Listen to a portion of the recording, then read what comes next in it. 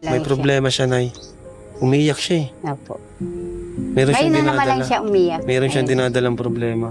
Baka kailangan niya doon sa may mga tao, may nakakausap siya. Gusto mo? And naramdaman ko talaga na parang may gusto siyang sabihin sa atin na hindi niya masabi.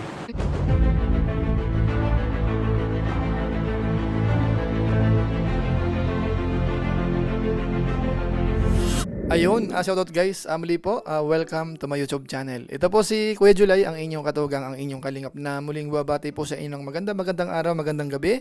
Saang sulok man po tayo ng mundo naroon at sa araw na ito, panibagong vlog po tayo. Pag-usapan po natin, yung isa po sa mga beneficiaries po ng Team Kalingap na na-vlog po ni Kalingap Rob kahapon o nung isang araw.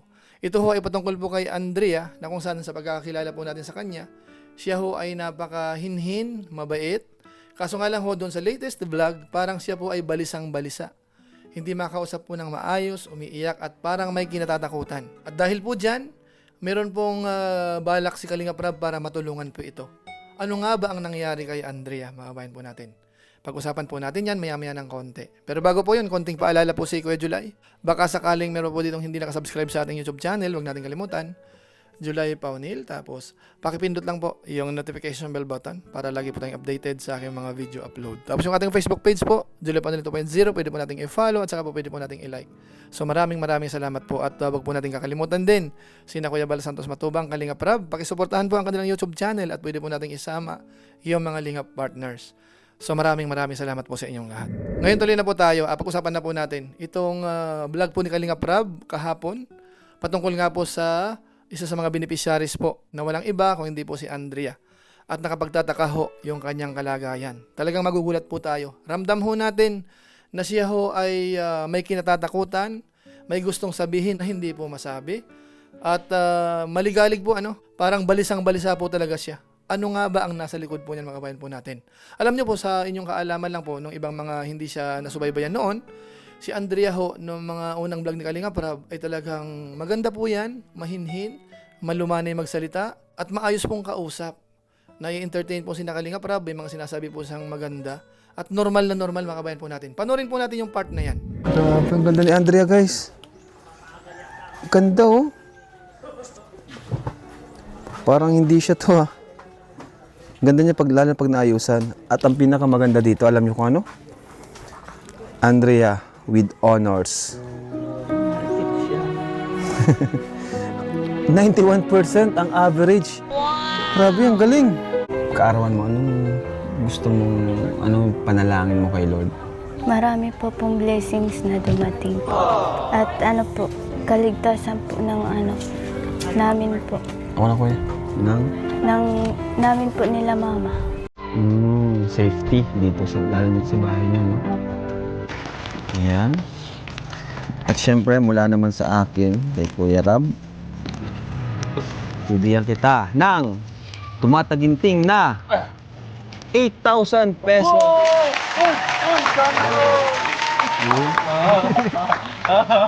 3, 4, 5, 6, 7, 8. Salamat po. Oy, Arjon! Andito na!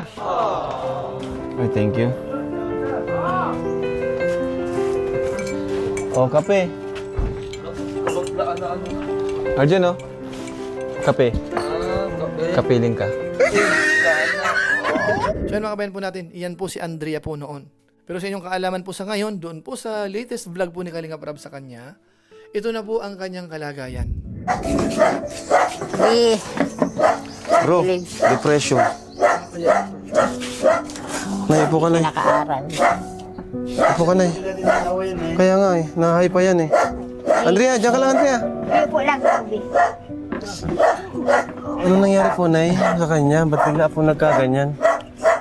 Sa school yata.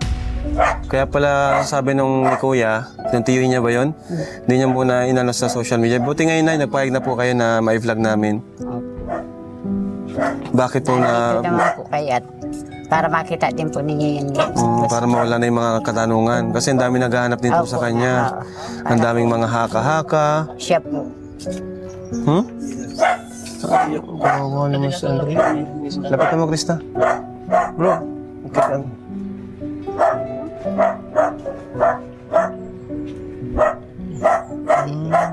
Nakakausap mo siya. Maayos, nakakausap mo. Yung mga lalaki. O, doon muna kayo yung iba. May problema siya, Nay. Umiiyak siya eh. Opo. Meron Ngayon siyang na naman lang dinadala. siya umiyak. Meron siyang Eh, dinadalang problema. Hindi ko po, kasi hindi nga siya nakapag-aral. Baka gusto po sa baka gusto niyang muna dito, lumipat sa daet. Mas No? malapit na yung apartment. Speaking. Baka kailangan niya doon sa may mga tao, may nakakausap siya. Gusto mo? Ba't ayaw mo? School po ba siya na? Hindi nga Hindi siya siya nakapasok. nag-aaral. Kasi natatakot din kaming, baka pag pumasok siya, lumabas, Kasi may maglakad. mga plano kilala mo to si Mama Helen? Andrea? Mama Helen? May gusto magpaaral sa'yo. Kung na Maaral man daw siya, maaral ulit. Kung ayaw- Pinapahinga mi lang sa ngayon talaga para maalis. May Okay. gusto ka sabihin? Pwede mo sabihin. Maraming salamat po sa inyo Andrea. sa pagbisita po. Pero nasagot naman siya, di ba, pag inaan? Nasagot po siya. Andrea, ba't ka tumigil? Ba't tumigil kang pag-aaral? Sayang naman, oh. Gusto mo umalis na dito? Ayaw din niya.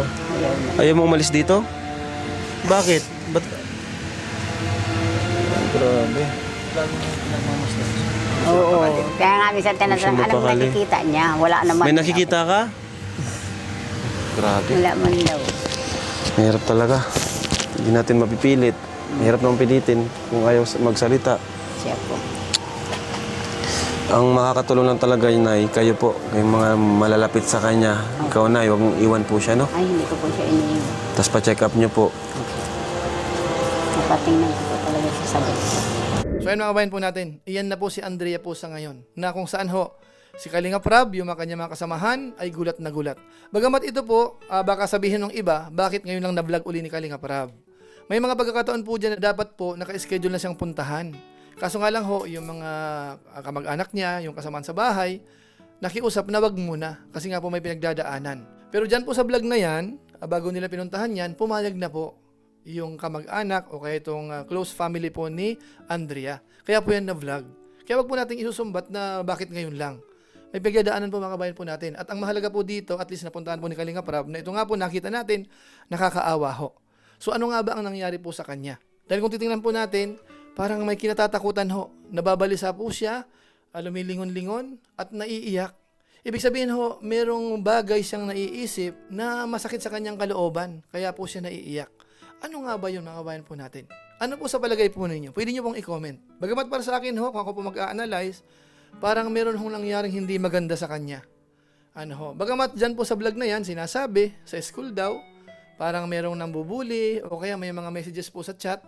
Pero ako naman po iniisip ko, bakit naman siya gagawan ng ganon? Sino naman ang gagawa sa kanya ng mga ganong bagay, samantalang ito naman po ay mabait naman eh.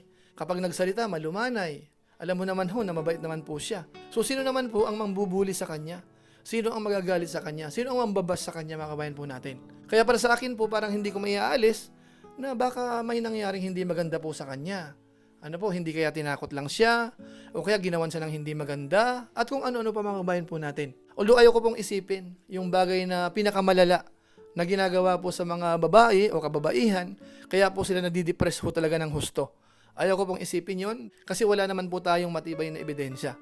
Pero sa ngayon, isang bagay lang po ang masasabi natin, nakakaawa po si Andrea sa ngayon. Mahaba-haba po yung vlog na yon pero halos buong vlog po sa part ni Andrea, yung kanyang mga kilos ay kakaiba po talaga. Talagang maaawa po tayo mga viewers natin, mga kalingap. Ano po? Pero huwag kayong mag-alala kasi si Kalinga Prab ho, nakaramdam din po ng hindi maganda. Kumbaga ho, may kakaiba siyang naramdaman. Sabi niya, parang merong gustong sabihin si Andrea sa kanya. Ito panoorin po natin. Isama niyo na po si Andres sa dati. Yun nga po, kasi isa po sa napansin ko talaga is yung bahay nila. Napakabigat sa pakiramdam. Ang bigat sa pakiramdam talaga. Unlike before. The last time na pagpunta namin doon, iba yung feeling. Sabi ko, anong kaya nangyari dito kay Andrea? Hopefully, maging okay pa. And naramdaman ko talaga na parang may gusto siyang sabihin sa atin na hindi niya masabi. Sana makapunta kami din kaagad doon. So yun mga kabayan po natin, iyan po yung pakiramdam po ni Kalinga Prab na kung saan sa tingin po natin, makakatulong po yan. Kung tayo pong tatanungin, mas maganda po si Andrea, makisalamuha muna sa ibang tao. Halimbawa sa Kalingap o kaya sa mga kaibigan niya, mga Kalingap Angels. At least makarecover siya, makapag-adjust para mailabas niya po kung ano nga ba ang sama ng loob na nararamdaman ni Andrea. Ano po? Kasi kapag nailabas po yan, baka sakali hong maging okay na po yung kanyang pakiramdam, maging normal na, at masabi niya po lahat yung buong detalye kung sakasakaling meron pong gumawa sa kanya ng hindi maganda o kaya kung anuman po ang kanyang kinatatakutan. Bagamat sabi po ng iba, baka daw ho may maligno doon sa bahay kaya nagkakaganon. Siguro po doon sa mga naniniwala sa maligno, malamang yun po ang iisipin natin. Pero doon po sa iba na hindi po naniniwala ng maligno, syempre po iba rin po ang iisipin nun. Kaya ang pinakamaganda po dyan, mapatingnan po sa doktor si Andrea, o kaya naman, mag-relax po muna sa labas. So yun po ang nakikita po natin na makakatulong sa kanya. Kasi kung patatagalin po yan doon, baka po lumala ng lumala hanggat sa mahirapan na pong mag-recover si Andrea. Ano po, yun po ay opinion lang naman po natin. Kung sakasakali ho, dyan naman ang Team Kalingap. Kung ano po kailangan, anong marapat, matutulungan po kayo ng Team Kalingap. Ano po? So umasa po tayo na sa mga darating na araw, dito po sa vlog ni Kalingap Rab, mapanood po natin siya, na bumalik na po sa dati, normal na po uli siya. At habang hinintay po natin yan, sana mapanood natin na may mga ginagawa na rin pong paraan para siya po ay makarecover. Ano po? So maraming salamat po sa inyo. Ilan po muna siguro ang ating maiksing reaction video po patungkol po sa isa sa mga beneficiaries po ng Team Kalingap na walang iba kundi si Andrea na dumadaan po sa pagsubok sa ngayon. Parang depressed po talaga siya. Ano mga kabayan natin? So maraming salamat po sa inyo. Kung inyo naman po itong nagustuhan, pwede po nating i-share. So muli, ito po si Kuya July, ang inyong katugang, ang inyong Kalingap na pansamantalang nagpapaalam po muna. Kita-kita ulit tayo sa mga susunod ko pang vlog. Maraming salamat sa inyo walang sawang pagsuporta po sa ating YouTube channel. Pagpalain nawakin ng Diyos, mabuhay tayong lahat. God bless. Bye-bye.